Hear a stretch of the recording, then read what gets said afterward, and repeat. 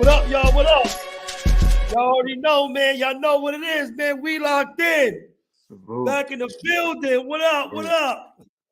Salute. What's Salute going to the on, panel, man? What's man. going on, man? Salute to the chat. Y'all know what we do. We locked in. We locked in. What's up, y'all? And what's crazy is we definitely locked in, bro. We are Locked locked in all on the that way work, in. What's man. going on? We locked What's in. going What's on? How man? y'all doing out there? What's the deal? What's the deal, YouTube? We back up in here. What's going on, y'all? And we got What's up? an esteemed, you know what I'm saying? Yeah, let them know. Let them know who Yes. got in the building with us. Said esteemed guest, queen, the money magnet. She got so many titles though. You know what I'm saying? Break the titles down though, because she got a lot of titles, bro. She got a lot of titles, man. You know what I'm saying? I do. Well, first and foremost, like you said, I'm the money magnet. I'm the money magnet. And it's not just about like cash money. For me, money is in the sense of our community, everything. Everybody want to chase the bag. Everybody want to get to the money. Everybody want to do that. So I use money as a word for attraction for our people to really lead them in the right way. So first, like I said, I'm a magnet. I'm a philanthropist. I'm a mother. I'm an entrepreneur, multi-business owner, investor, radio personality. It's I do a lot. I do a lot, but it's bigger than me. So I serve the people. Yeah, and it's crazy because that's that's how I met her, like serving the people, and you hear individuals say that, but when it actually comes to it, and like, hold up, nah, they ain't really, but time and time again, bro, like she has shown, bro, and set the bar, and I gotta tell you this too, you've definitely been an inspiration to me. We implant these visions, we especially like us visionaries, we put these stuff together to create and build, and it's like, and we try to do a lot of things on our own, but we need help. And coming from where we come from, a lot of times that'd be hard for us to ask. It'd be hard for us to ask for, going to ask for someone else. And but in the spirit of how we actually met, like it was genuine and sincere, and that was the best way. When you seeing a person actually is trying to do something, but then you reach out, you get that extra call, or hey, yo, what's up? What we doing? You said you were trying to do this. What's that? We here, and this is what it's about. And I remember we talked earlier, and this just hit me just now, though, Mikey. You had said earlier what touched you when a young boy like 13, 14, like, and he asked for help. And it's crazy when you have individuals like that. Like, we gotta do that, bro. It's our job, but like everything that's been sacrificed, everything that's been given, everything that we've done, it just feels like it is an obligation. I mean, for those that done what we've done and been through, it is an obligation, bro, for you to give back. It is an obligation for you to take care of your community, bro. It is an obligation for you to work as hard as you possibly can to take care of They your literally family. like made it laws. Like, if you actually learn the laws and you learn the Constitution and you start learning the amendments, you start learning everything that's going on, you're like, okay, if I give back, I save and I get more. Like, for some reason, they drill it in your mind that you gotta grind by yourself. You gotta get it. You gotta get out the mud. You gotta do all this. But it's like, really, if you just simply stay within your happiness and you connect with people that are in their happiness and you put that together, all of you guys can be happy at the same time. But they teach the opposite of that. So that's why I'm glad I have this platform here and many other platforms that are out here for us to be able to connect so people can see when like-minded individuals come together with missions and goals and core values, so you know where they stand no matter what, they're actually able to see it. So I definitely want to thank y'all for starters on inviting me to this. So Queen, tell us, and first of all, my name is Moshe. We, this is the first time we meet, and sis. So tell us a little bit about yourself, like where you from, and some of your origins and your upbringing and stuff like that. Let the listeners out there know a little bit about yourself. Okay, all right, yeah, cool. So I'm from St. Louis, Missouri, Midwest, from the Show Me State.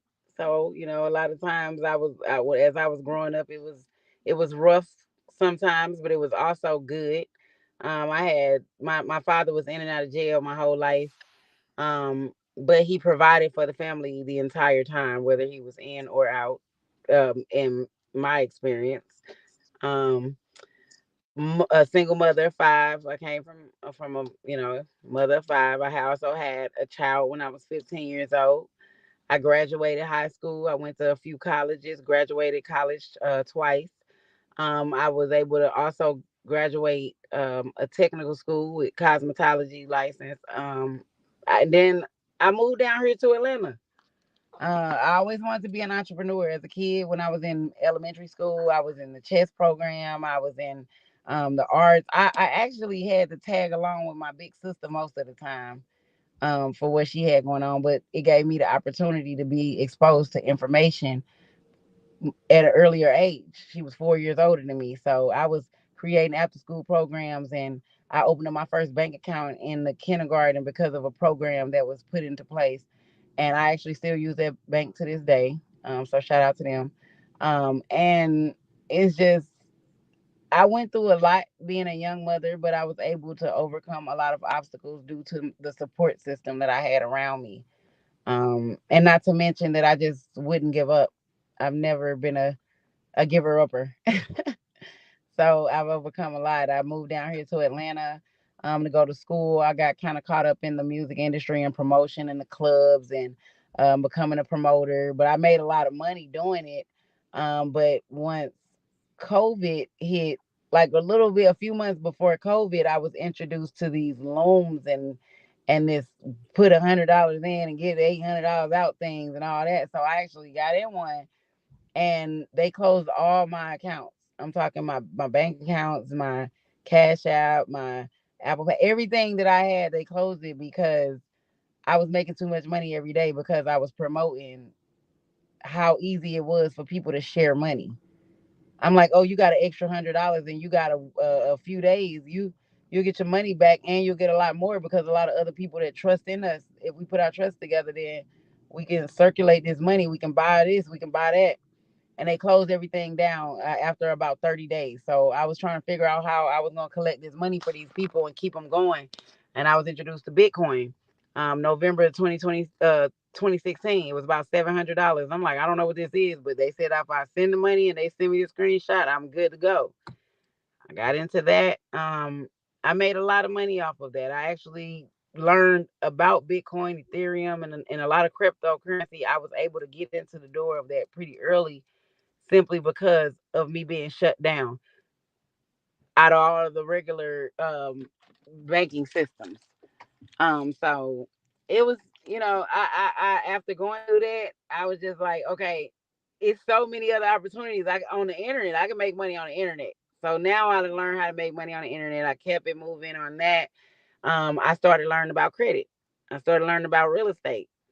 So I was taking all this money that I was making in this cryptocurrencies and all these looms that I was in and all these different programs that I was in. And so I started just going through that steps of learning credit and investing. And then I was inspired to help other people. I'm like, I didn't figure out how to make money super quick. You can buy some real estate. It's all legal. How do I make this into a business? Um, I got into some relationship stuff. I was pregnant. I already had 3 kids after that. I had been here some years, lost my house. I was homeless for about a month or two down here, then left, came back. I learned how to live off the land through that situation. I learned how to make a fire. I learned how to ride horses. I learned how to make money through helping people farm. And I mean, I just really was in the right place at the right time to be able to leverage off of all the situations because I kept it positive and I never gave up. I do have a very supportive family. Um, I did have to replace the majority of my friends, about 99% of them, from growing up until now where I am today. I created what's called the Building Unity Community, where I bring together Black businesses, entrepreneurs, political leaders, community volunteers, children. We focus on educating one another, providing resources. I have an app that I partnered with a few years ago. I got on the board for to create. It's called hashtag Black Owned. It's a one-stop shop to find Black-owned businesses across the world. So anywhere you go, if you have this app, if there's a Black-owned business that's in that area and they're registered, you'll be able to find them. If they're not registered, then you should let them know about it so they can register. Um, and I'm just here right now to just share my education, share my resources, learn from other people, and provide it so that we can bridge the gap. So that's Wow, me. that bio was crazy. Okay, all right, so where do we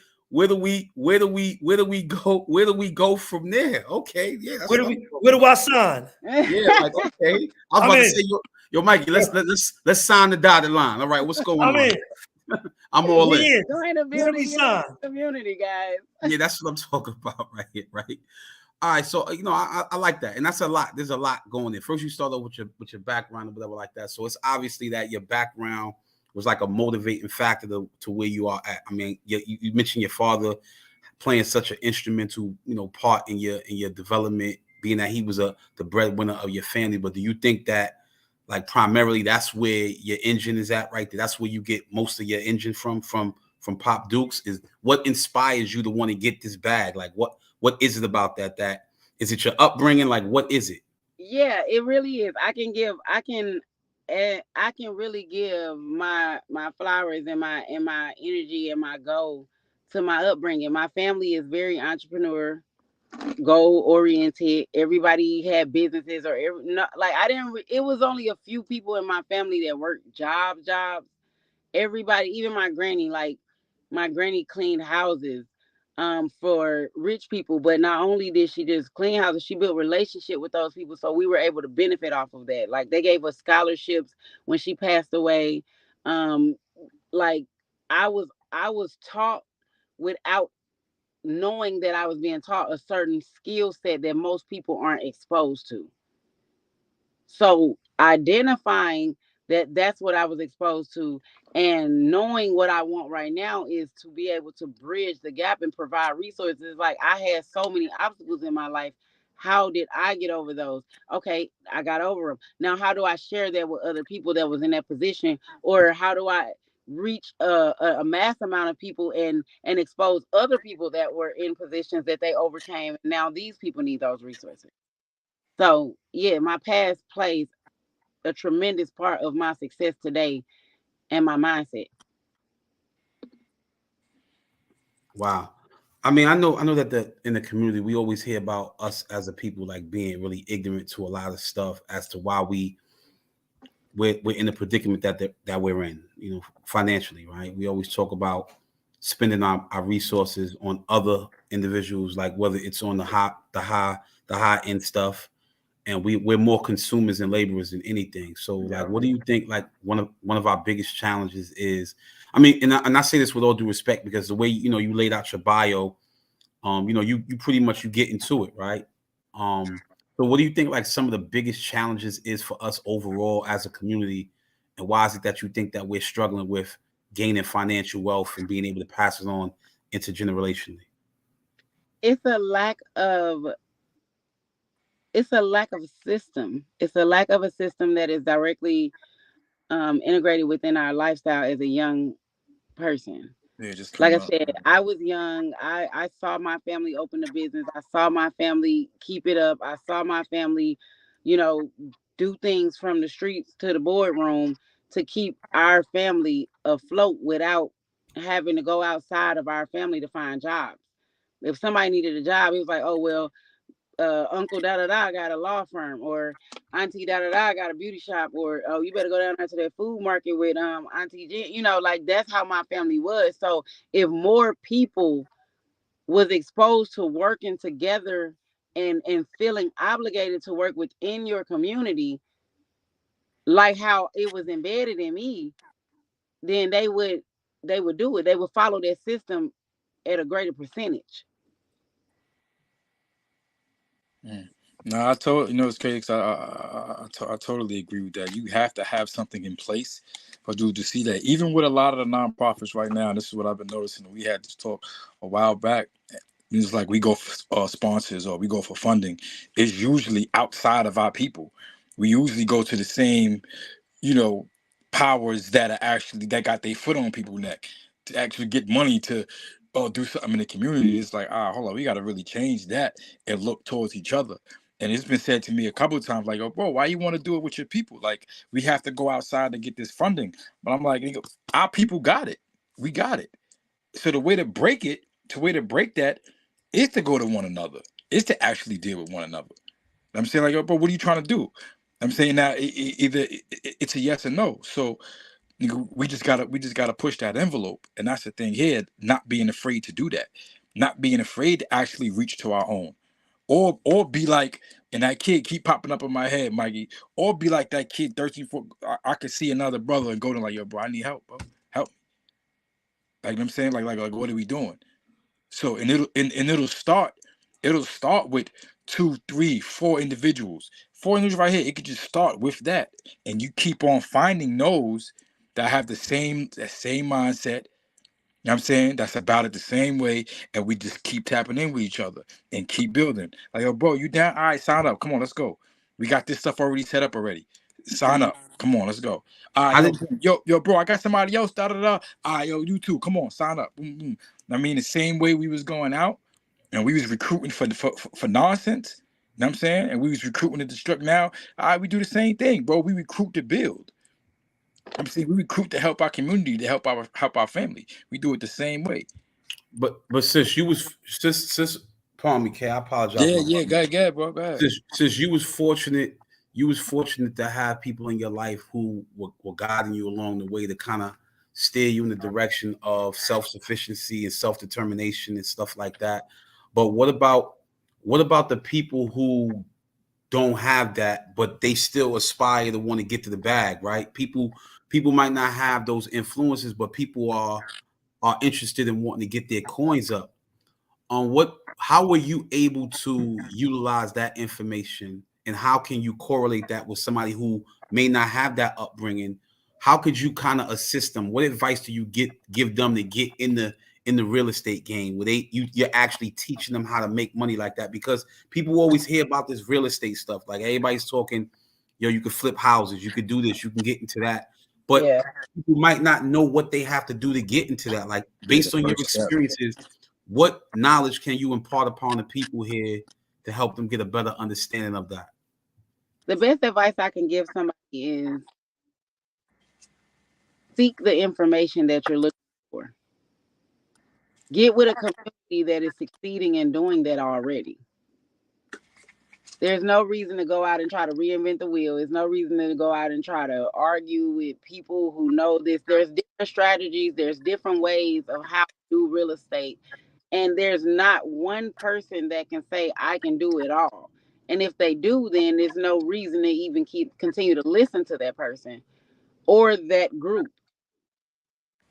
What you have to do is you have to literally put yourself in that position. When I was homeless with 3 children and pregnant, because I didn't have anywhere to go and I knew check I was at 12 o'clock. So if I didn't make any money that day off of doing whatever I was doing on the internet, like telling people to sign up for this and sign up for that, I made probably $5,500 off of Dash, and they was giving me a $15 payback just to get people to download the app. So I did that in like 2 days, but I was able to pay for hotels. But if I did have to get out of the hotel at 12 o'clock, that means I was going on apps, Meetup, all different types of apps, and finding workshops in the fields of what I wanted to get into. I would ask somebody to watch my kids for a couple hours. If I ain't had nobody to watch my kids for a couple hours, guess who was going to the workshop with me? My kids. They were gonna look cute, like we were in there with some entrepreneurs together. We all got businesses, even though we ain't got nowhere to sleep tonight. And I'll walk in that business and I'll introduce myself. Hey, I'm Queen of Money Magnet, or maybe at that time I probably was just Nicole Smith. But I still walked in there. If you want something different, you have to believe in yourself enough to go out and put yourself in a position to get something different. Yeah. You can never wait on anybody. You can't, because my family didn't come in there and say, come on, Nick, come on, Queen, come on here and learn how to use the cash register. They didn't do that. That's just how they survived. But I know plenty of people that work jobs. But if you want to be influenced, get around people that are influencing. And you got to take a bit accountability of who you keep around you, even at a young age. You know if this person bad or not at a young age. At 5 years old, my kids can tell me I don't hang with this person at school because they did this, that, and the other. So at 15, 16, 18, 21, 32, 50, you have to at some point take accountability of where you're putting yourself in life to receive whatever you're trying or working to get.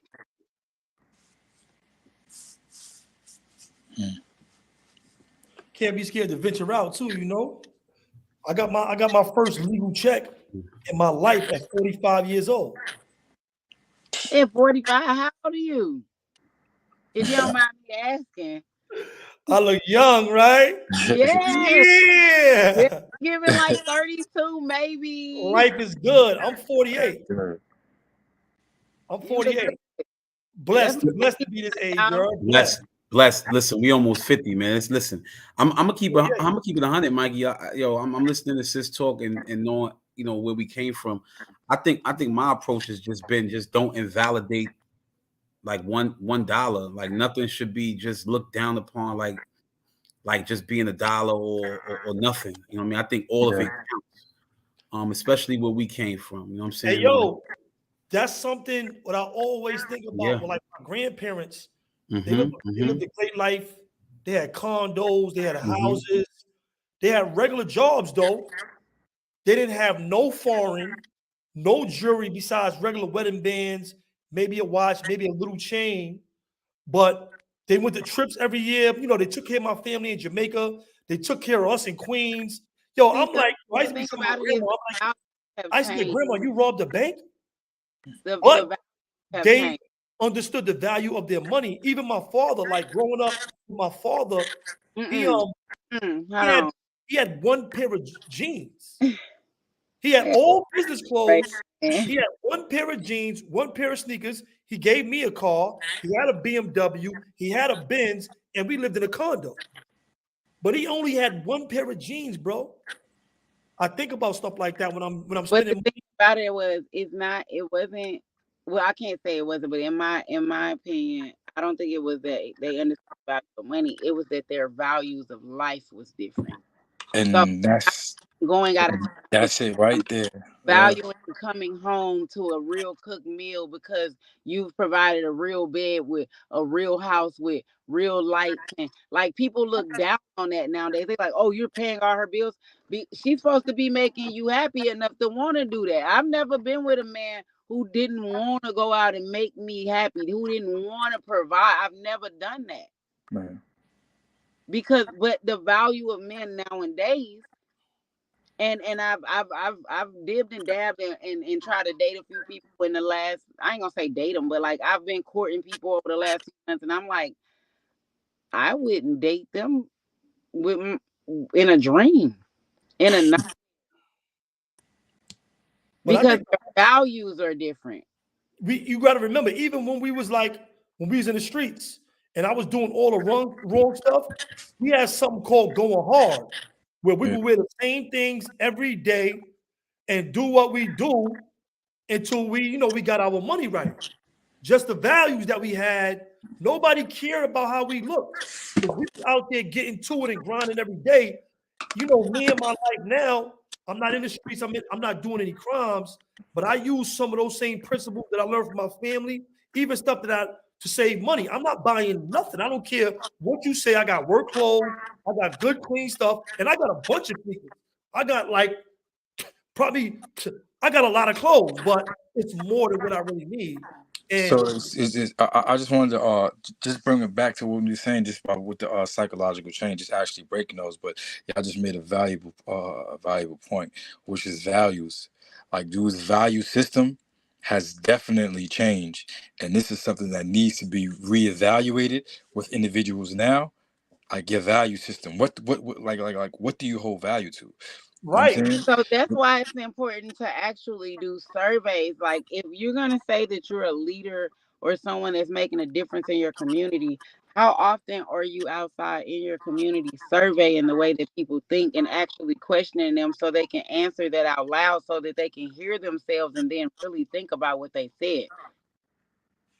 Mm. How Yeah, often you do know, that's that? a good point. I mean, I think and thank you for that, sis. I think about that. You should. I think there's two parts of that I want to comment on. I think what KK had mentioned in terms of like having a moral obligation of being out there in your community. Like, what does that mean of being out there in your community and actually giving back in terms of sharing that information? You're doing it now on YouTube. You have this platform where we're able to basically share this information. But what does that mean to be out there in your community to be able to share that information?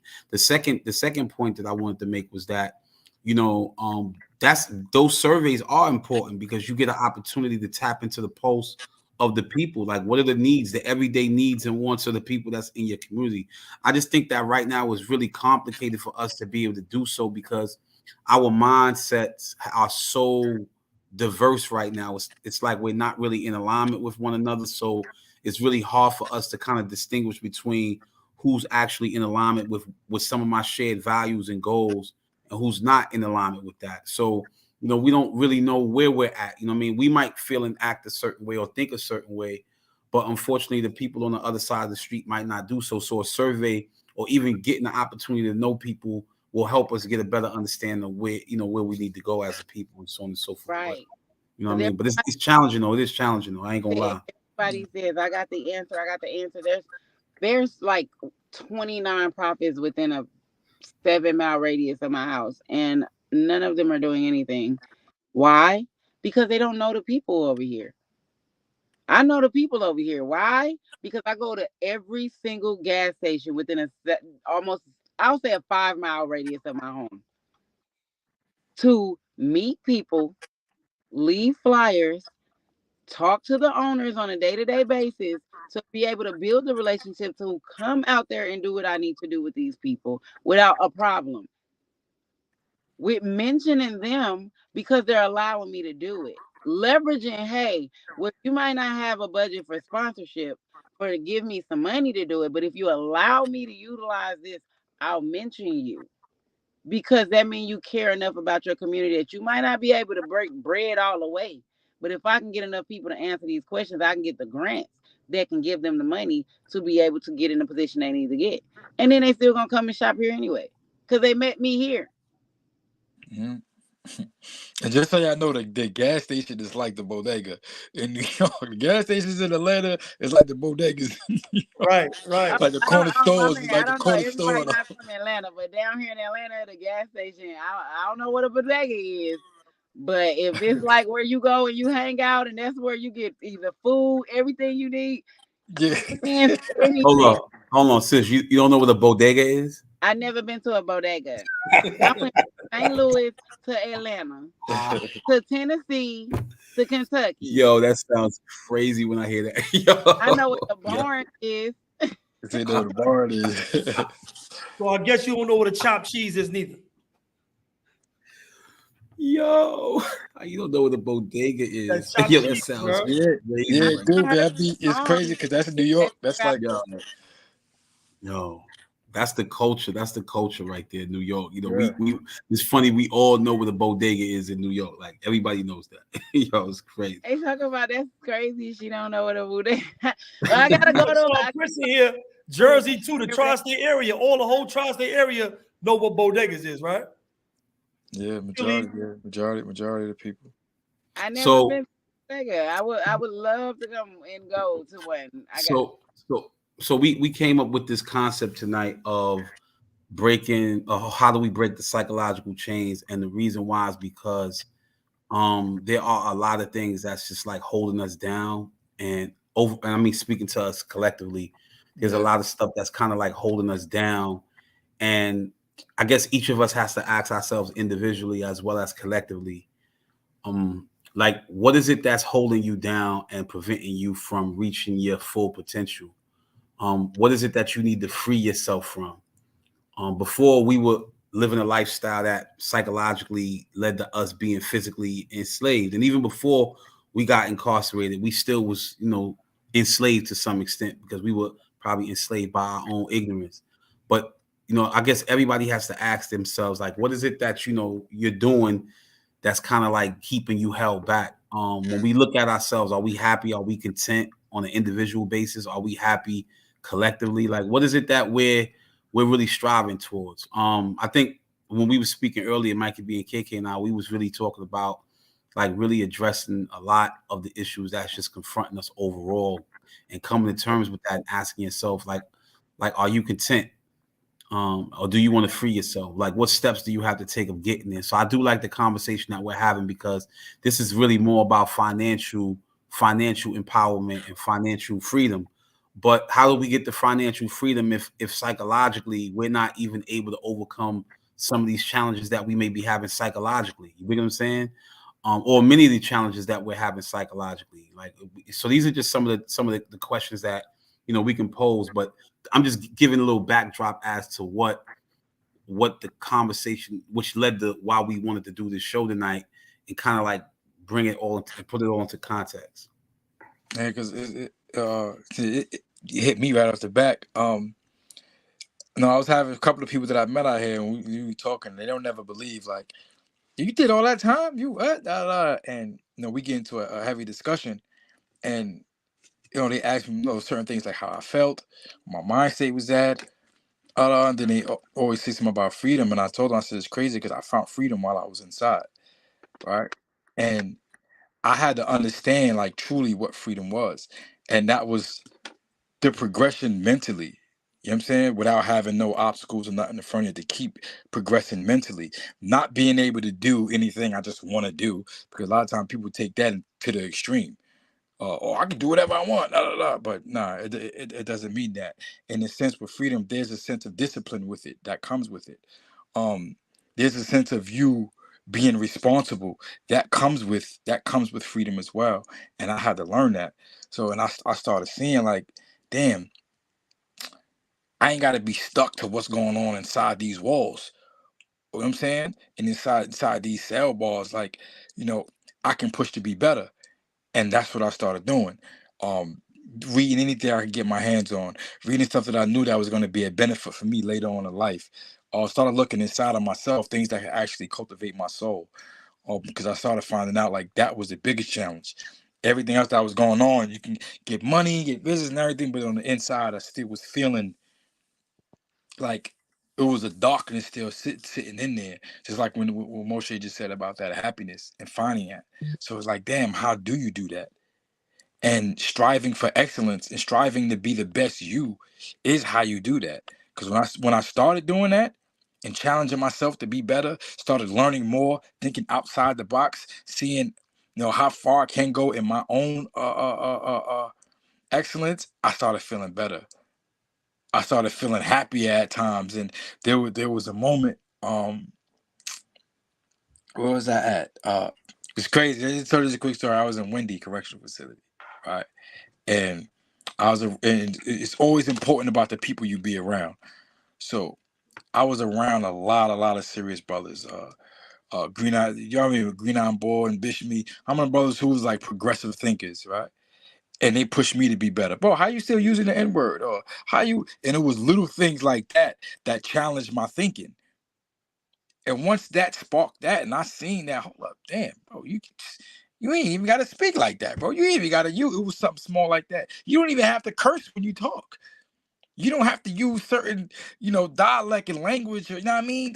You don't have to do that when you talk. And being able to do that just opened up so many doors for me. Being able to have a civil conversation, and it just showed that, like, damn, I'm bugging. Like, I'm worrying about these bars, right? Like Jose Montalvo just said, I'm worried about being, these things, but you mentally in prison. Once you break out of that, man. Yeah. I think, sometimes it's like you being a cage in a cage. You got the box, you open up one box, Yeah. another box, you open up that box, and it's a little box inside of Like a little that, box. and it's like all kind of boxes. Sometimes, like we all did a lot of time in prison. We changed our lives from what we were in prison. I mean, us, not not Queen Money Magnet, but No, I just had a dad. being saying that, we had to deal with a lot of things, and some things might have just been unaddressed with Yeah. being in them circumstances, and we might need a whole nother set of counseling and work to do in other areas. Nah, we do. Find certain We things, definitely do. certain triggers, and certain things. I mean, we had hard lives, bro, and don't and understand this too. What we've been through, bro, we got PTSD. Oh, I know I got PTSD. What some of the stuff I be hearing from, people and what's going on, I know I got that, bro. I know I got that. He So said, "I know." when you start peeling the onion, like we used to do in the classes and all those things, and Yeah, the you know, layers of yourself. going back and forth with each other, when you start peeling that onion, you start peeling off layers, but then, and where we came from, these people are talking about systematic oppression that we've been through, bro. We got invisible chains, bro. We don't know what it's going to take for us to really deal with that and come to grips with that. You know what I'm saying? A lot of that stuff is just ingrained in us since we was kids, and no matter what we think we doing right, and some things are always gonna veer a certain way, even when we try to write it like, yo, I'm bugging out. Let me get back in my lane. I'm tripping. You see what I'm saying? But it was something in your mind that makes you do that. You know what I'm saying? Yeah. And like some of us need to seek counseling. We used to have therapy Thursdays every Thursday. We need to seek some real professional help to like, yo, this is what's going on with me. Yeah, And that trauma, that trauma is yeah, real, bro. bro. I was That just trauma going is real. to if it was okay. It's Trump. Okay, so people have to understand science. You gotta understand science. You gotta understand the fact that trauma can be passed along. And we all are dealing with it until it's actually addressed and healed. It's gonna be a constant vibration that passes along through each generation. Right. So like you were saying, when it comes to you said yours was Thursday. I do Tuesday night. Um, I call it the real welfare check. I spell it like CHEQUE. But basically what we do is we check in. We get on a Zoom call. If you want to turn your camera on and make your thing XXX, that's fine. If you want to be who you are, you come on there and you talk about your problems, and we all give our insights and how we would deal with it, and giving you some help, giving you alternative ways to deal with stress. We do that on Tuesday night. It's free. You hop on the Zoom, share it with a friend, share it with anybody, and those are the things they need to be. Like having obligations for certain things for people that's in the world that's dealing with trauma. You're not gonna get that type of dedication. You have to systemize that. You have to feed it into them the same way how everything has been fed to us in micro doses, to where eventually we adapt to everything. In 2016, I couldn't get half the people that I talk to today to listen to me about Bitcoin. I couldn't get half the people that I'm talking to today. But today I can say, oh, Bitcoin to somebody's grandma. And 9 times out of 10, she'll know what I'm talking about. So it's about knowing, understanding understanding our demographic, understanding and studying the people and how they work. Yeah. If we want to help the people deal with trauma, become financial literate, do all these different things, we literally have to microdose them, give it to the kids, give it to the independent artists. That's why I became the COO of the hip hop fraternity, because I wanted to get into the music industry to teach financial literacy. I wanted to show them, oh, you don't need a label. Let me show you how to build your credit. Let me show you how to take these off with these consumer laws that I learned about on YouTube, and then I just simply downloaded the consumer law book that was free and read it. So let me show y'all how to do these things in the music industry. Get some capital, pay for a budget, get some marketing, and get your message out there. But what's your goal? If you walk up to people anywhere, I must always reference the store because I'm really in the streets out here. Like I really got over $1 million worth of assets. I'm still hang out at the store in the barn every day because I want to know, you're at the store today. What's your goal? How much money do you need to make today, right now, in order for you to leave this store and go home with your family? If I get that answer, I can show them that. I've done it over and over and over. I can show you how to make whatever your goal was today, a realistic goal. If somebody can tell me a realistic goal at the store, okay, well, you stand in this store all day and you might make $250, $300, maybe $500. If I can show you how to do that in the next few minutes, that you can do at home with your girl, because she tripping. I done seen her call a few times. If I can show you how to do that at home, will you go home and do it with her? I show them. I make so much off sharing free apps. At this point, it's systematic, but this is what I do at the store. I say, download this app right here. It's gonna give you $15. I send them the app. I get 15. They get 15. They send it to 4 more people at the store that's standing right there. Now they done made a lot of money just standing right there by trying to prove to them that it works. Guess who gets to go home with their family? Yo, Guess I think. Go now. Yo, sis, I'm not gonna lie. I think what you're saying is like extremely important, man, because you're talking about this tool of just passing information to people.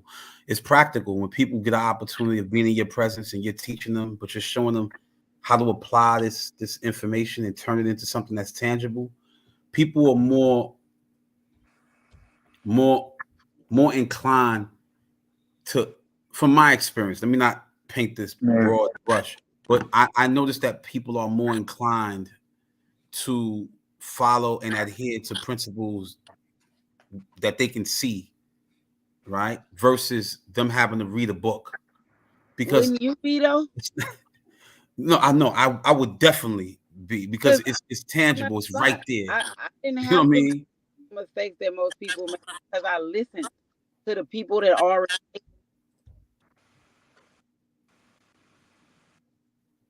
People like these. What you say, Kay? Nah. D-Time just said, and it's like this is when you encounter certain individuals that just be about the work. Like, let's go. I love that. I love that, man. And sometimes like those approaches when you are practical like that, because that's what's needed a lot of times, the practicality of it. And then meeting someone where they're at. You know what I'm saying? Because sometimes you'll have individuals who, nah, what you gonna show me? They'll listen to the message. I mean, this is the thing that used to get me upset what we be promoting now. Like, you be preaching and telling, and they ain't got no way to fix their situation. You ain't really give them nothing solid for them to get out of their situation or fix their predicament that they in. You know what I'm saying? So now it's like, all right, hold up. We actually giving you something. I like where you at? What are you trying to do? You trying to do this? Yo, listen, I'm gonna call you at such and such time. We're gonna sit down, we're gonna get this together. And really walk you through it. I mean, it helped you. Like, I just finished my one of the things I was struggling with was getting tax exempt status for for EM3 for working on that. So got the registration, got all that done, and we were just not here. Like, come on, let's go. But how will you be? And I don't mean to cut you off. I just want to ask the question: you now getting that tax exempt status with your nonprofit, how are you able to obtain that information and then turn it into something that was tangible for you? So I had seen it, right? So we may see stuff and like, all right, this is what it is. But when you have like certain reinforcement, because now you may read something or thinking it, but you don't know how to do it. Like me, I didn't know how to do it, so I was afraid, right? Because I didn't know how to actually do it myself, and I'm like, I don't want to mess up. So basically, I was being fear. I was afraid of failing.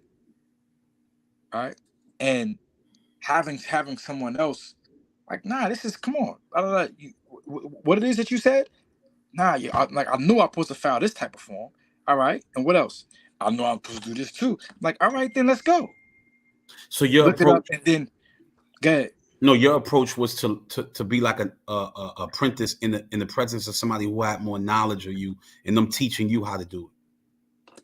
Yes, because sometimes we do need that example because we'll go out, especially when we're entering something that we don't know nothing about.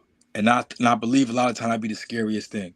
Like we come up years and years of just being in the streets, banging, selling what we selling, doing this, doing that. Then it's like, all right, legit working a regular job. Okay. No, we handle that. We know how to do that. Now it comes to, all right, well, you gotta, handle taxes. You gotta, uh, your insurance. You gotta, health stuff, benefits. Like start getting into that realm. It's like, damn, well, I ain't never did none of this, and it becomes foreign. And sometimes like things may get hard. You may have a bill or a way to go online to do something. And this is just practical stuff coming from, when you do a bunch of time in prison, and it's like I got to learn a lot of this stuff, regular stuff that people take advantage of or people had in front of them for the longest. But actually, I got to go through it. I got to sit here. I got to go online. I got to figure out how to get into this site. I got the site. Boom. How I get this information. Boom. It takes you all around the world by learning that part, trying to be patient with it because, you may feel like, damn, I can't do it. I can't do it. It's like, nah. Having another person like, nah, you can. You do have the capability, the strength, and intelligence to actually do it. You do have that. Bro, you done survived. You done survived the worst thing in that majority of people like who say they got this guy would never survive. Mikey, you experienced similar challenges like that where you question that.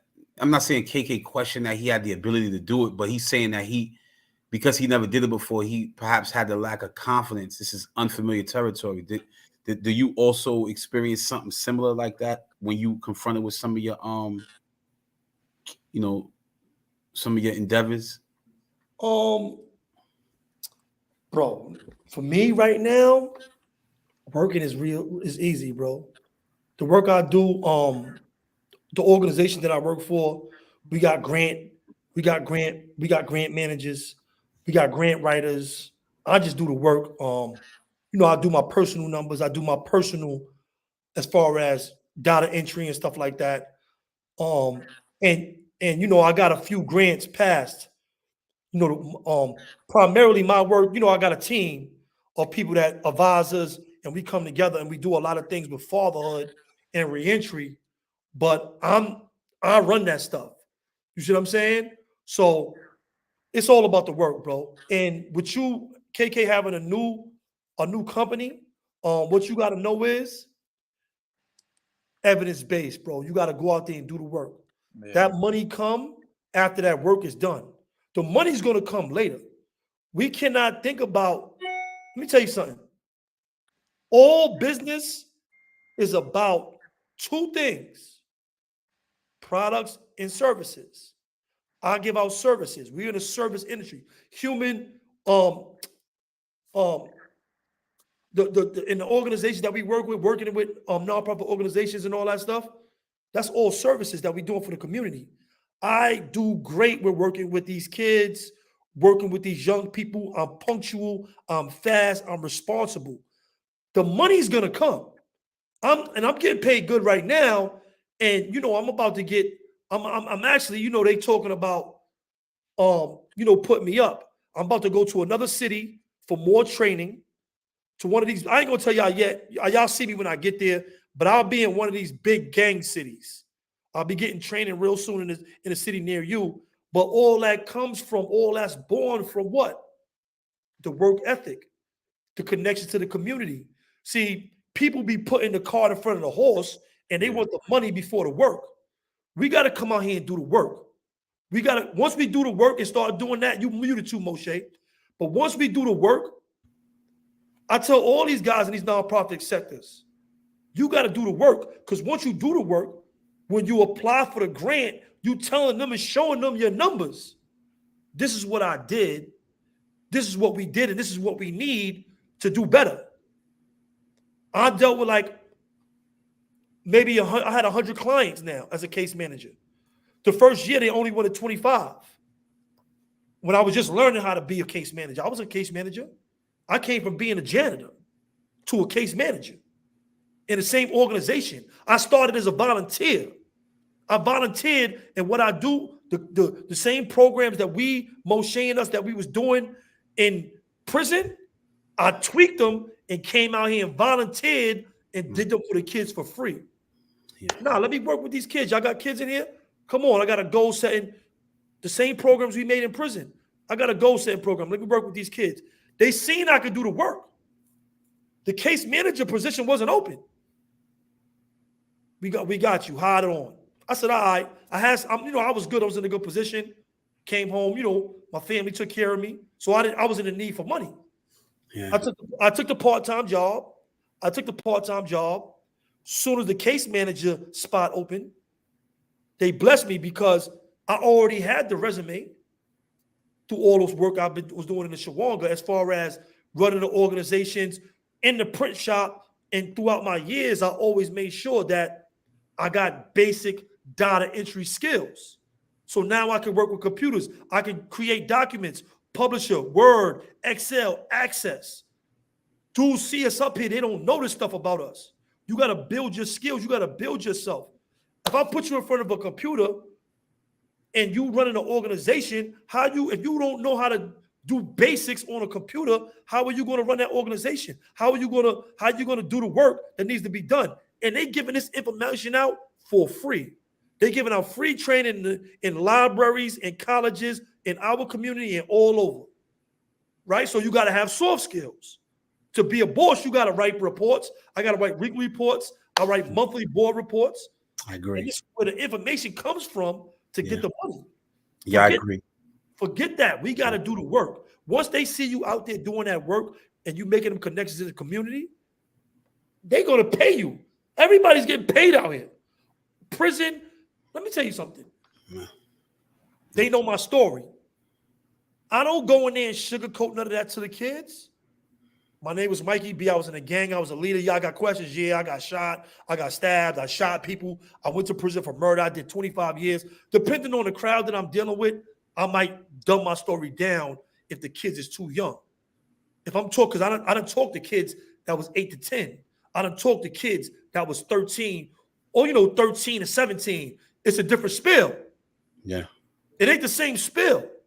But the work, bro. We got to come out here and we got to do the work, bro. And don't get me wrong. Even me, I be up here on YouTube bugging, tripping sometimes. I'll be bugging out myself. I'll be seeing stuff and taking it down like, nah, I was wild. Let me being honest, you heard? Y'all be talking to me. Just being honest, you heard? So, I still got unresolved issues I need to deal with. Just being we all do. being truthful with that. But in Facts. these streets, and let me tell you something. Somebody said something in the comment. I took it out. I'm not doing no banging.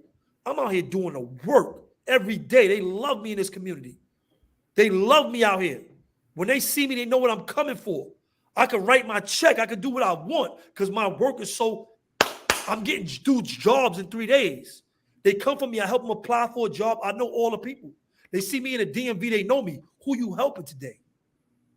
You know how that makes me feel? Yeah, that's good work. Who you helping today? In the DMV, when I go in there, they know I'm paying for somebody's ID or their license or their permit. I pay for all that stuff. They know what I'm doing. They know in vital statistics, they know I'm coming to buy somebody's birth certificate. And then I'm taking you over to the Social Security Administration and I'm getting your Social Security card. People don't got that stuff out here, bro. And I'm engaging them every day. Yo, what's up? I'm running up on the crowds on the youngins. They got their mask on, their hoodies. I'm the one that's coming to them. I'm not scared of my peoples. Yo, what's up? What y'all doing out here? Y'all got jobs? They think I'm from other organizations in my community. They got Good Life up here. They got Snug up here. They got CCA. And they be saying, yo, you from Good Life, you from this? And I tell them the company I'm from. But my whole thing is, bro, we got to do the work. Money ain't nothing. Money's not nothing in this world, bro.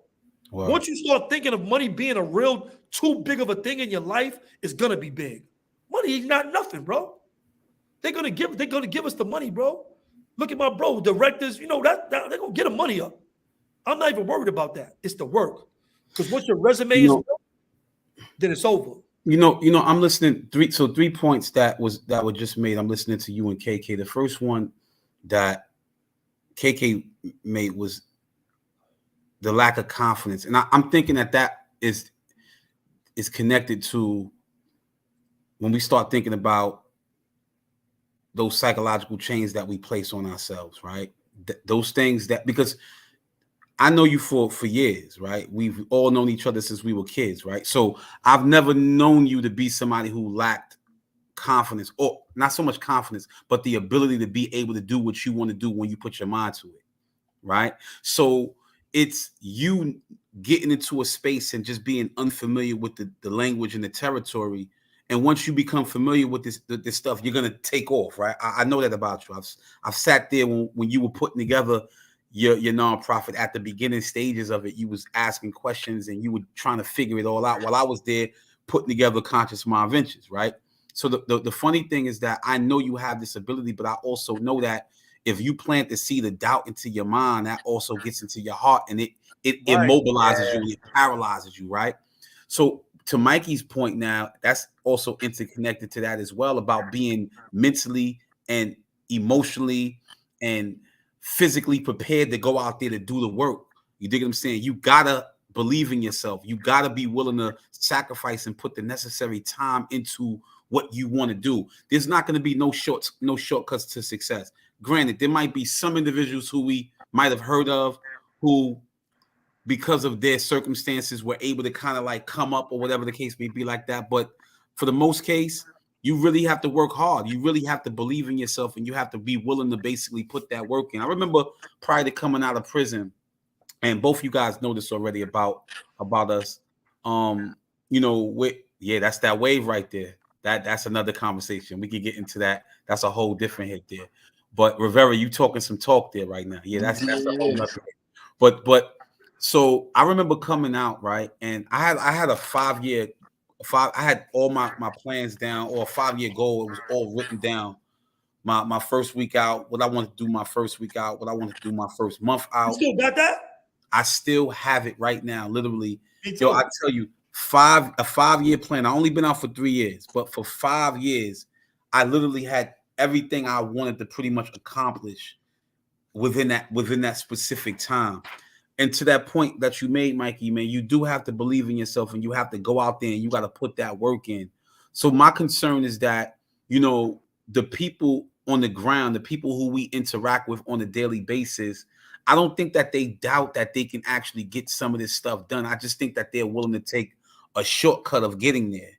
I don't know if these individuals doubt that they have the ability nor the capabilities to get this stuff done, but maybe they were not put in a situation like we were, where we did over 20 years, all of us did over 20 years in prison, where they can actually sit back and begin contemplating what their plan was. So we've had that opportunity to sit back and contemplate to execute our plan. Many of them have not been placed in a situation where they're doing that. So it's harder for them to kind of do that in the projects, or where you at right now, Mikey, in the Cuse, where they sitting down, they like, yo, we not in prison. So how do we try to like convince them that they have this potential to be great and to execute that plan? You know what though? When I meet these guys, okay. when I meet these people coming out of prison, the first thing I tell them is usually my story. Like, yo, you just came home? Yeah, how much time you did? Because they coming home, they be coming straight to me sometimes. You know what I'm saying? Oh, you did 2? I did 25, bro. You could do it. Oh, word, you got this job? Yeah, that's sweet.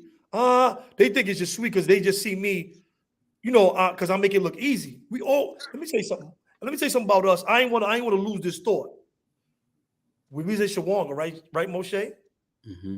I used to see you walking by, you going to the malls, right?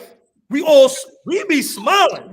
And don't get me wrong, we weren't happy to be in jail. Yeah. We just had strong spirits. We was blessed, and we had a mission.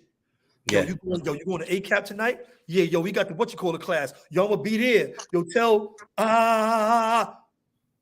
people don't understand the fact that people think that we was just used to being in horrible conditions for our whole life.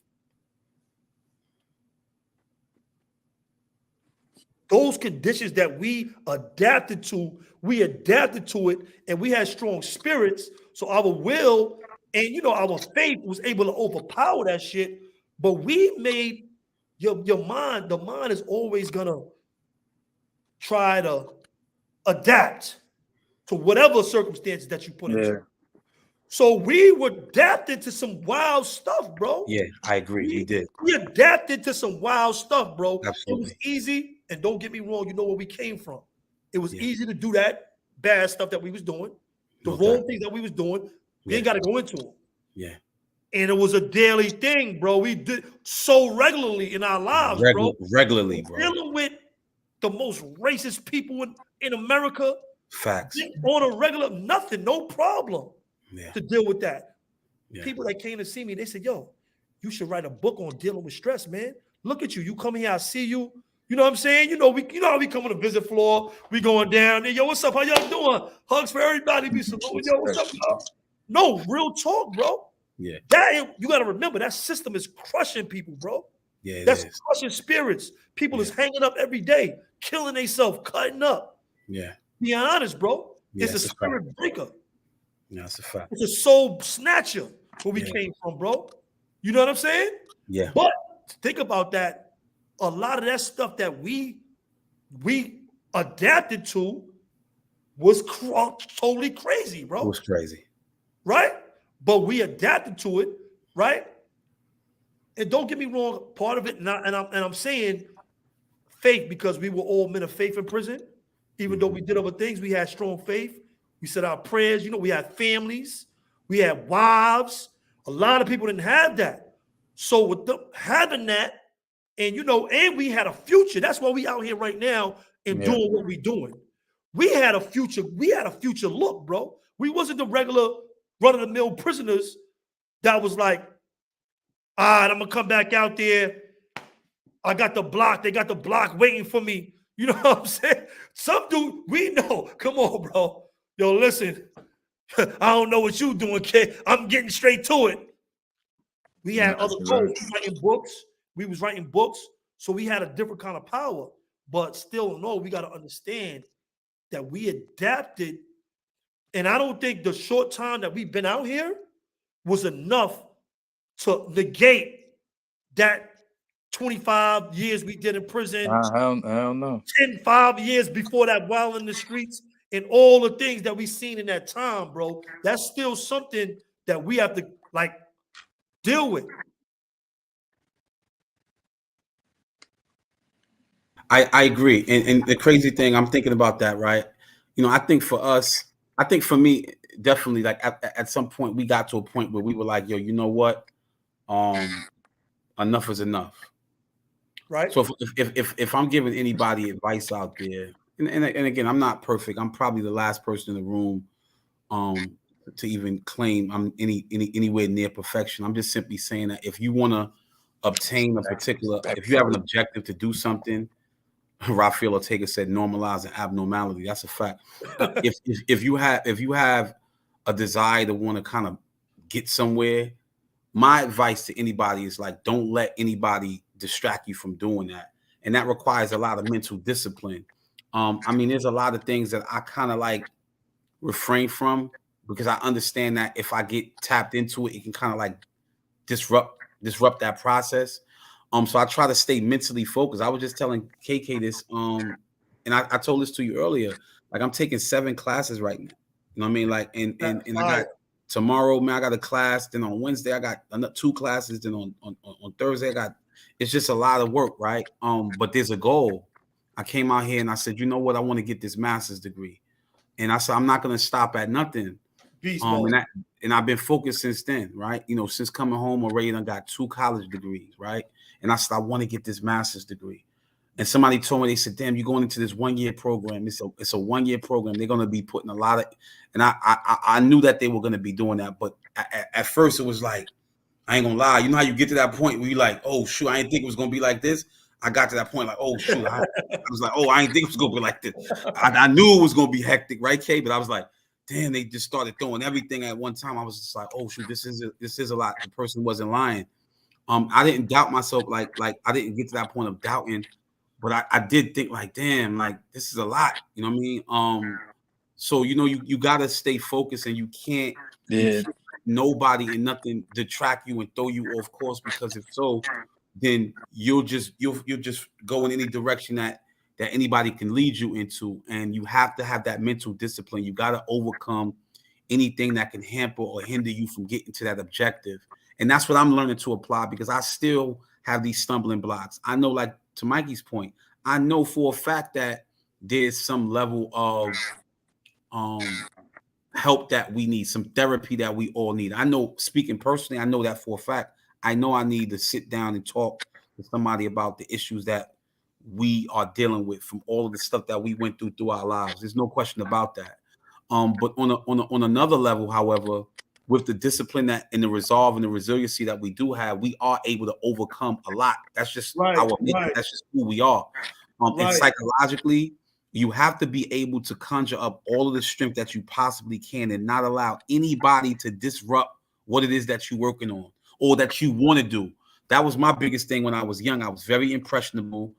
I cared about what everybody felt and said about me.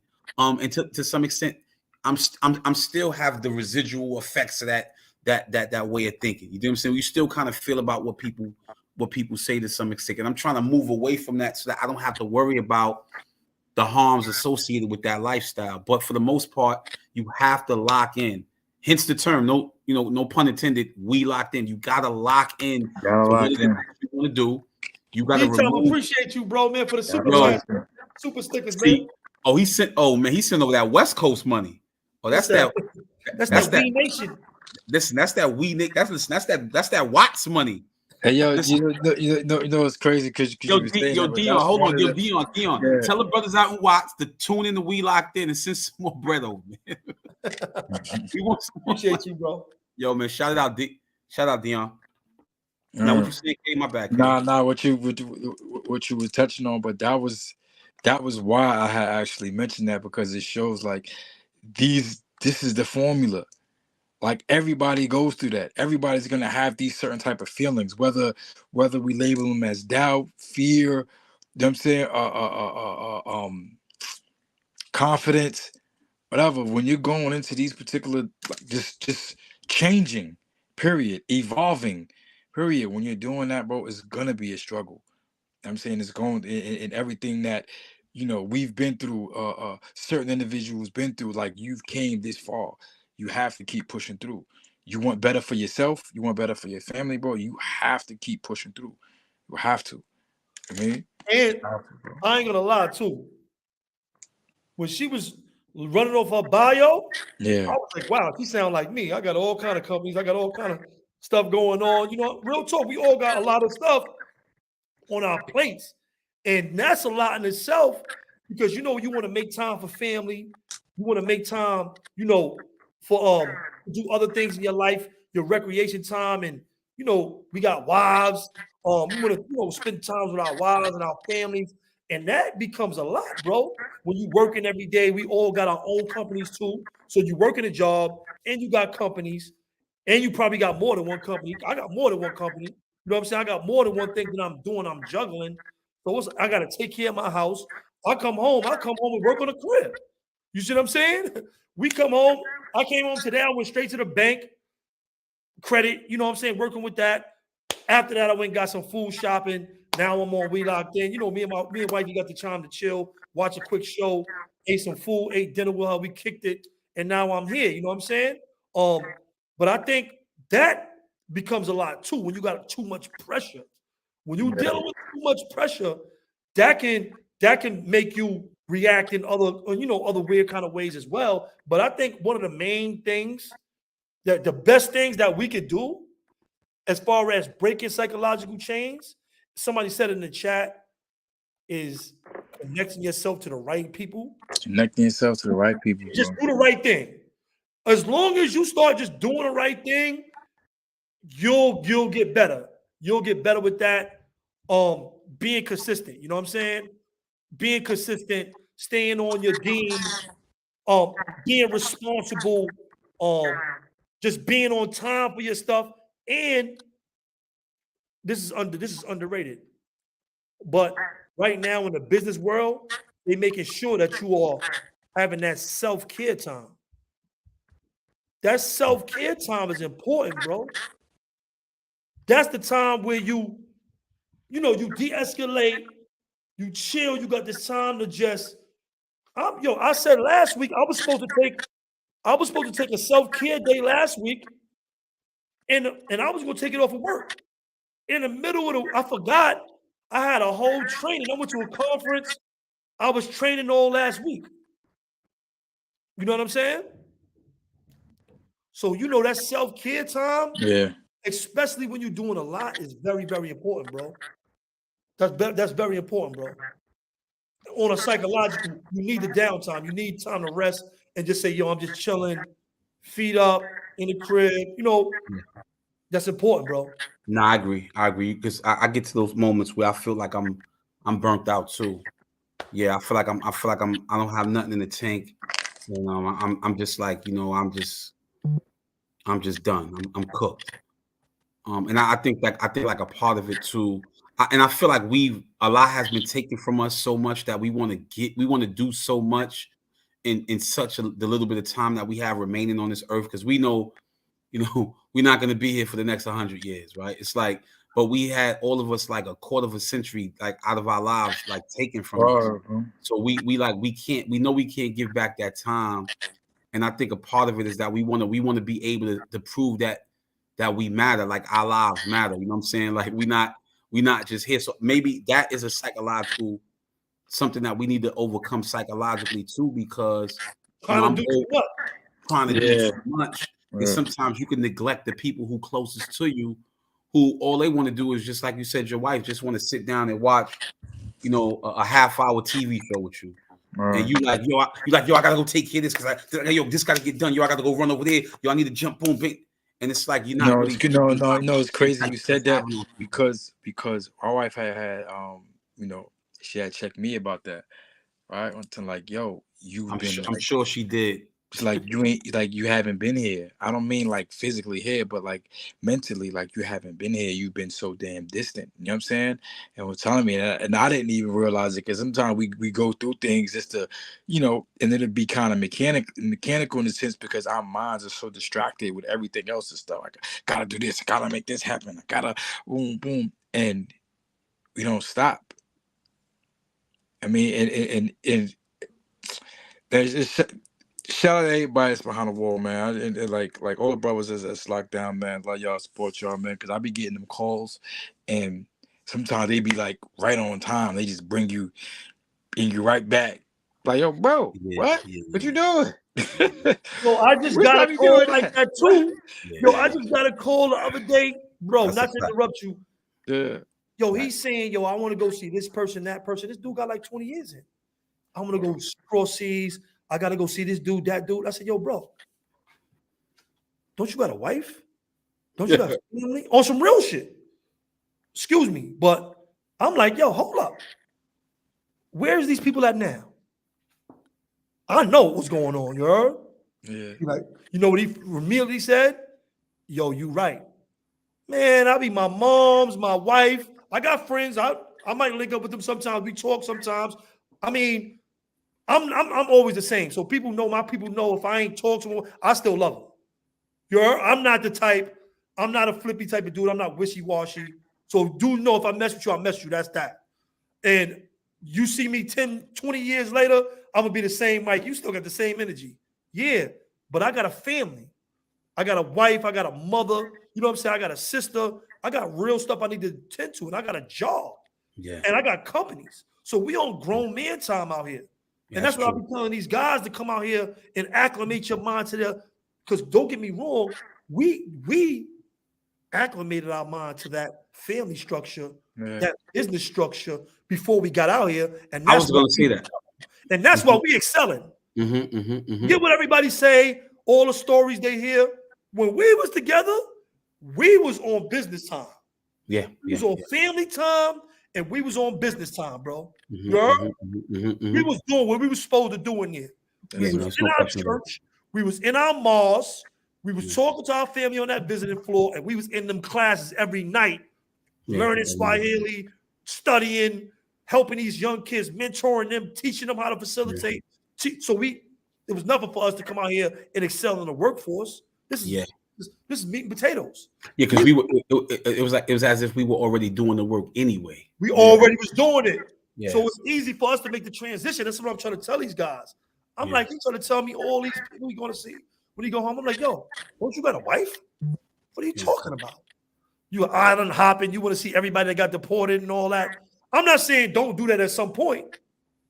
But my first obligation is my family that I've been going from for all these years. Just being honest. They're the ones kicking down that door. They're the ones I'm calling. My man might pop up every few years and give me a couple dollars. Yeah? Or every now and then when I might need it. And I love them brothers too. But we men, we got families. We got to tend to our families and we got to tend to our business first, bro. Just being honest, bro. You know what I'm saying? Love it. Love it, man. Just being honest, bro. And that's what a lot of people don't understand. Let me tell you something. I make sure that I show these images of what I'm really doing out here in this community. With my family, I make sure I put that up there. If I'm posting all this nonsense, you're going to see me and my wife chilling outside. We always be out together. You're going to see them images, bro. You're going to see when I'm working. I'm going to post that up. I'm over here. I'm over there. This is what I'm doing in the community. Come on, bro. Because I agree. I think that's important because, you know, by doing that, you're showing the contrast to where, and you're not forgetting where you came from. That's a serious, you have every right, Mikey, you know what I'm saying, to do that, man, because you remember those dark, dreary days of sitting in them drab cells where you didn't know if you were going to make it out. So, yeah, you know, we should celebrate life. We should be thankful and grateful that we are in the places that we are in and that we're able to provide for our loved ones. And, you know, that's a really, really great feeling, man. It's a really good feeling to be in that space. And I'm kind of glad that, you know, that we were able to kind of overcome, because there's so many different levels of it. But I am thankful and glad that we were able to overcome those psychological chains and break them. I mean, you know, switching gears, but also carrying over to the mental space that we see with just our counterparts, people who we know. It is kind of heartbreaking. Look at what just happened to look at what just happened to somebody who we all know. Look what just happened to Zubanga, right? You know, look, just being in a predicament where you're not surrounding yourself with the people who are in your best interest, not thinking, not strategizing. But like you just said, Mikey, we have families, we got loved ones. And this is something that unfortunately we got to be very mindful of, because you can say something, you could be a part of something, and then next thing you know, boom, you back in the predicament that fast. It happens that quick. So you got to definitely be strategic. You got to overcome the desire to want to engage in something that could be temporary, but have a long-term impact on you and your loved ones. I do understand that it's not always easy when you caught up in the mix. But it is disheartening to see something like that take place. Listen, y'all tuned in to We Locked In, man. Y'all thought we was over. Y'all thought Mikey BKK and Moshe was over. No, y'all all wrong. We back. We ain't go nowhere. We just been mad busy. It's a lot going on, right? But it's been a whole lot going on. You know what I'm saying? What Rivera said. Rivera said, what things do you do? That's a good question. What things do you do for self-care or soul care? Share with us some of the things that you do. We can learn from and maybe take some of those things for yourselves. Well, I mean, personally, for me, I mean, I'm a Muslim and I strive to be the best Muslim that I can be. It's a struggle because I'm always struggling with my desires. I'm not a perfect individual, but I'm striving. So what I strive to do first and foremost is I try to practice what is obligated by me as a Muslim. And what Allah says in the Quran, I try to adhere to. What the Prophet Muhammad, peace and blessings be upon him, says, I try to adhere to. But it's a struggle because, you know, we're human and we have our inclinations. And we don't always adhere to things that we know we should be adhering to. But what brings me peace is striving to the best of my ability to be the best example of myself, the best representative of myself. And again, I'm always faced with a situation where I have to constantly reevaluate whether or not if I lived up to that. I'm hard on myself. I'm an optimist by nature, but I'm somebody who always is questioning whether or not I'm actually doing what I should be doing. And I have to be brutally honest with myself. The first person you gotta be honest with is yourself, right? And if I feel like I have not done so, then I have to really question whether or not if I'm living up to who I truly say that I am. But again, it's a continuous fight. But on any given day, my brother, I'm always striving to be the best. And that self-care is taking care of me most important. You can't take care of nobody on this earth unless you take care of yourself first. Um, so I start with that religion first for me. I know I can probably speak for my counterparts here as well, but I'll let them speak for themselves. Yeah. So that was well said though about the dean, because it's one of the things that I use for self care as well, because it basically it gives all the instructions from the Quran as far as for taking care of yourself. Other things that I do, like practically, when I go home, I go home. Like, I ain't worrying about what's going on outside or nothing. Like, I'm basically like almost like, you go to sale, you're running around the yard, then you go to the sale, you sit and I treat it like that, bro. I go home, bro, I relax. Like before I got on right now, I was just sitting on the couch with my wife, just sitting there, just hugged up with her, you know what I mean, watching what the hell was we watching? Something she put on, but my thing was just being just hugged up with her. We was watching football. Not even worried about, bro. He wasn't watching football. Who was you? It didn't even matter what we was watching. It's just being able to sit down and be cooped up. You know what I mean? Other times I may go, like, I love shit like shaving, grooming myself, whatever. I love taking that time on myself to do that. Yeah, Love that. you got a massage yet? Yeah. We got a massage table. Oh, Yeah. word? Got a massage table. I Word. gotta get a massage table. I ain't think about Yeah, she that, got a bro. massage table. Listen, What I did is those it's massages crazy. are It's great. crazy. Another thing that I love doing, I couldn't do for so many years in prison, was take baths. Right. I don't do it a lot because I be so busy, but every like once in a while, I'm like, you know what? And I'm jumping in the tub. I'm gonna sit and just soak in this water and just relax, bro. You know what I'm saying? And that does, I don't know, that just do something to me. It just does a lot. So those are some of the things that I do. I don't want to get too much, but those are Sometimes I some of don't the things even that I get do. the Bro. opportunity to, not to interrupt you, but to Yeah, not say I don't want a bath. Shayna will run a bath and be yeah. like, lead me right to the no. Get in there. Take your robe off. Don't be in the bath. You're Yeah. but go ahead, bro. Keep going, bro. No, I didn't want to say like too much. He said he wanted to give a few things, but that's some of the things that I do, man. Just basically just shutting down. My wife just said it to me too. Especially when you're working on something, sometimes you just gotta shut down for people, bro. Treat it just like you would put your curtain up. You in the cell, you locked down, you throw your curtain up. You don't want to be bothered. You gotta do the same thing out here, and that's something that I actually realized, because your mental space, right, and the time you use yourself is very, very important, bro. Very important. I ain't gonna hold you, bro. I love working. But I Yeah. know I can't. When I'm doing self-care time, I love working, bro. I can work literally like 7 days. I'm doing something like work involved. So I gotta give myself, I gotta like make times to like, let me get some downtime. I talk to Shayna, discuss something, what she want to do. Um, we might go somewhere, chill. We do movies. We might watch binge watch, you know what I'm saying, The Matrix or something that we missed when I was down, or you know what I'm saying. That's some of the that's like some of the main things I do. I like the stuff outside the house, but Yeah, take a you know, walk. Mm. home is where the heart is. We got a good house. We make sure our house is, we got everything here that we need, and Yeah, we'll chill. We'll just. I don't mind laying around. Sometimes I'll lay in a bed all day. Sometimes when I me want to too. self-care day, Me I'm gonna just too. be in the bed all day. You're, Mm. I can't. Yo, it's you funny see, because I'm not gonna I lie. can't. Having a wife like Something just do it. Shayna, I can't lay in the bed. bro, I can lay in the I be bed. wanting to get up. Having a wife like Shayna, I'll start getting up. She be like, "What you doing?" I got like this wooden tray. She'll bring breakfast in there. Yeah. You heard? I Yo. might chill, watch TV, fall asleep. It's lunchtime. She got lunch coming in there. Yeah, and that's And I done exactly got into the game too. So and I that get and into that's the game and that's sometimes. exactly why since I've been home, I gained about 30 pounds. Yo, listen to Oh, it. Listen. And but to Rivera's question, working out is definitely one. But when you're doing so much, we don't have the time to work out like we used to. Because in prison, all you're doing is working out 2-3 times a day.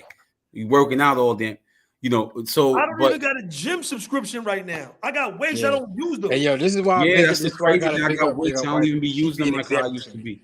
Like And that, my wife should be an example. She'd be an example to me with the workout. yeah. Cause she'll work that long hours and still, no matter what time, whatever, she gonna find herself. She gonna make a way to get to the gym or get some workout in. You Yeah, I know, respect that. I so love that. See, I and I was think like that in the last like 6 months, you've been or falling 6 off. months, You've a been year, falling off. or 6 months, 8 months. I ain't been doing nothing. I just told Shane I'm about to get back in the gym. Yeah, and see, you know what that comes from? That comes from your plate being too damn full. And look, you got all these other endeavors you're doing, and you're not working out the way you should. How you gonna stay healthy if you ain't working out? I say the same thing all the how you time. gonna stay healthy for all the endeavors if you ain't taking care I'll of be You ain't walking my healthy. dog. I'll be walking the dog.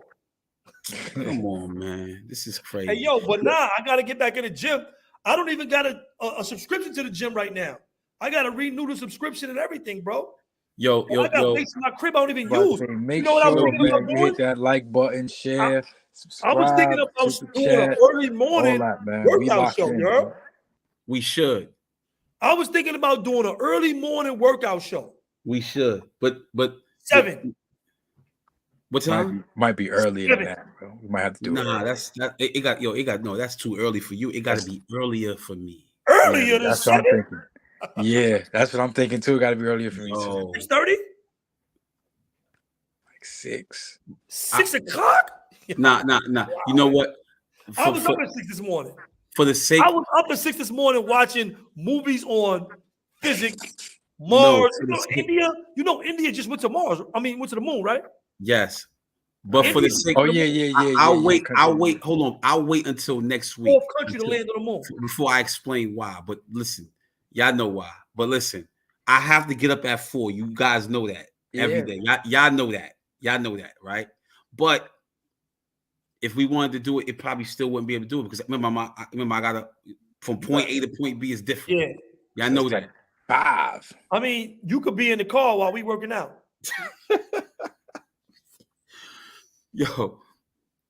Yo, so listen, man. You know, I mean, I got Queen just should give a like shout 4 out. assignments I gotta do. I love y'all, man. Listen, man. Yeah, man, If y'all have not, man, I'm about to go eat. I ain't even eat yet. if y'all didn't hit that like button, hit that like button, man. Y'all tuned in to We Locked In. I'm Moshe. Y'all here with my brothers Mikey B, KK. Y'all, whoever thought that we broke up, that the dynasty broke up, y'all was wrong. Y'all was wrong. We're back. Y'all don't know us. Y'all think y'all know us. Y'all thought y'all knew us. Those that do though. We just very tired and we've been working. We've been doing a lot of work behind the scenes, right? Yeah, let's build, man. That's what we doing here, man. Let's build, man. D-time, everybody all over, man. Let's give it up to the sis, man. She build. The sis just left. I think she was buffering. Yeah, but the website next time we will push it up. But you got buildingunitycommunity.com, you got evolveminds.online, like you got breakingthechainsummit.com. Like we this is what we doing, man. Yeah, big up Queen Money Magnet. What's her social media? Oh, that's it too. Queen of Money Magnet. Queen of Money Magnet on Instagram, Facebook, and everything. Yeah. What about YouTube? Yeah. So I don't know if she got a thing on YouTube, but if you got a thing on there, Building Unity Community, we got a website. We got to get next time we're gonna get a chat because we got a WhatsApp group on there by like 150 people, right? Just people, just business people, just working out of the building, and we trying to build that up even more. Then we have the society aspect, which is EM3, Evolve Minds, which that's coming, a global society of us. You know what I mean? So. You go, and we what's up, nigga? We doing this, man. Oh, Yo, Yeah. we locked Doing in this, man. back, Love man. y'all, man. We locked in, Love you man. too, bro. Freedom, find freedom in you. You already know. Bro. You before we tune out, you guys, I know KK, you doing some big things with your company. Mikey, you got anything that you're doing right now that you want the people to support you with? I mean, if y'all in Syracuse, tap in with me.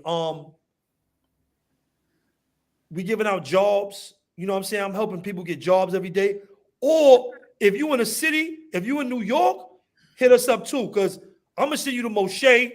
We're gonna say if y'all need jobs, we can connect y'all. You know what I'm saying? If you in Central New York, IDs, you need an ID, you know anybody, Justice Impact or not. I pay for IDs, I pay for permits, I pay for licenses, I help with housing. You know what I'm saying? I help with all that stuff. I help people get jobs every day. I don't even know how many people I got jobs so far. You know what I'm saying? So if y'all need help with any of y'all in the area, that's all y'all can do for me. And we know we got the books and everything. We doing a lot. You know what I'm saying? We got the merch. Yeah, November 11th. Yeah, crazy. Down here, November 11th, man. We have another event, Breaking the Chain Summit. We got some guest speakers coming out, some big speakers coming out. November 11th. Basically, we're trying to tap into the community and actually build the resources, not just talking, not just none of that, but actually coming together with a comprehensive van, presenting outline everything for what we can do so we all can move forward as far as us tapping in with each other, move forward. So this is what we're doing. How can we tap into that? How can we tap into that? You got the website breakingthechainssummit.com. You can go on there, breakingthechainssummit.com. Oh, you can go on there. You can get a ticket. You get a ticket, it'll expose you to everything else. You can also go on buildingunitycommunity.com, whatever, and get linked into the actual network that we're building. The same that you were speaking about as far as people calling in, having calls, wellness checks. We got a thing we doing credit and debt and all that, fixing that. There's a few things. Next time we come on, we'll have all that information for y'all posted. Boom, if y'all don't catch it now. But we'll put it on it next time we come on so y'all can have it. You helping us fix debt? What'd you say? Huh? Y'all helping people fix debt? Oh, yeah. I gotta tune into that. I was spending that credit money like it was just this ain't mine. I owe you this back. Yeah. Listen, if your relatives, if you have any relatives, any young children, who are from the ages primarily of 16 to 24. I don't care if they're in South Bronx. I don't care if they are in East New York, Brownsville, Bed-Stuy, Harlem, Staten Island, South Jamaica, Queens. I don't care where they at. As long as they're in New York City, if y'all looking for individuals that are looking for employment, even if they are justice involved, if they are on probation or they may have come home from up north, if they are on parole and they looking for employment, y'all can holler at me. You know what I'm saying? Y'all can literally, I don't know if it's going to be able to go into the chat right here, but you can put it in here right now. This is my work email. Y'all can hit me up, please. And the reason why I'm putting this in there is because I want you guys to be able to help other individuals who might need. I don't know why it's not coming up there, Mike. It's saying that it's not posting on We Locked In. But go to mcanty@communityalternatives.org. That's one. The email I got for you? Yeah. The one I just sent you the link on? I'll put it up there now. Nah, I think if you didn't send it to that one, send it to the work one. Send it to the work. Yeah. I think this is the other one. Nah, send it to the work one, not that one. If you're looking for me to travel around, which one? Nah, the mcanty at communityalternatives.org. Oh, I don't know which one I sent it to you. We could try to help employ as many young so-called at-risk and high-risk youth that are in need of jobs, that are in need of helping them get credential program, helping them get trade, helping them learn about financial literacy, helping them whatever. I mean, we are in the business of doing that, and if that's what if you want to help, then help, right? You know what I'm saying? That's what we're in the business of doing. Yeah, that one. mcanty at what? communityalternatives.org. Community. And you can send the other one too as well. Our website at consciousmindventures.com. Where we have a litany of services. So we are literally in the business of helping the youth and become empowered. I hope I spelled that right. I did that kind of fast. Nah, you did that. And put up our website too. Put up consciousmindventures.com. I got you. I'm about to put your other email up here. Hold on. Let's go, man. This is what we in the business of, man. Let's go. So yeah, man, let's connect, man. We out here, we doing what we got to do, man. We trying to connect the people, man. We connecting the dots. But listen, I gotta leave. Y'all know I got these assignments to do, and I got dishes to wash. I got food to eat, dishes to do.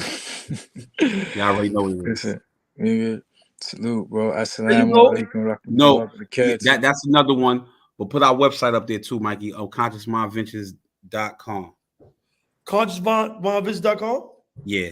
That's the actual website too. So I already know Queen gonna be on. Listen, Queen gonna be on me getting on. Y'all already know that she's gonna be like, nigga, send your pictures, your logos. You know what I'm saying?